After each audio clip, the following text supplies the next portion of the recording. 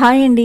ఈ మధ్య యూట్యూబ్లో ఒక ఆయన వీడియోస్కి నేను బాగా ఎడిక్ట్ అయిపోయాను. నాకు హెల్త్ బాగోక హాస్పిటల్కి వెళ్తే డాక్టర్ గారు అన్ని టెస్టులు చేసి ఐరన్ కంటెంట్ బాగా తక్కువగా ఉందని ఐరన్ టాబ్లెట్లు సిరప్లు ఇచ్చి ఇంటికి పంపించారు. నాకేమో ఆ మందులు వాసన చూస్తేనే చాలా చిరాగ్గా అనిపిస్తుంది. నేను ఆహారం ద్వారా బ్లడ్ని ఇంక్రీజ్ చేసుకోవాలని నిర్ణయించుకున్నాను. యూట్యూబ్లో అందరి వీడియోస్ని సెర్చ్ చేశాను. నాకెందుకనో రాజుగారి వీడియోస్ బాగా నచ్చాయి. ఆయన చెప్పే విధానం కానీ ఆయన చూపించే రెసిపీస్ కానీ చాలా కన్విన్సింగ్గా అనిపించింది. నేను ఇంకా ఆయనే ఫాలో అవుదామని నిర్ణయించుకున్నాను.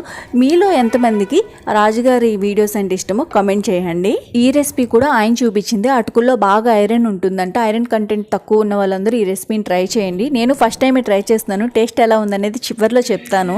ఒక్కసారి మనం ఆరోగ్యం బాగోక కర్మకాలి మంచం మీద పడ్డామే అనుకోండి, ఎవరు వచ్చి మనకి చేయరు. ఒకవేళ చేసినా కూడా విసుక్కుంటానో తిట్టుకుంటానో చేస్తుంటారు.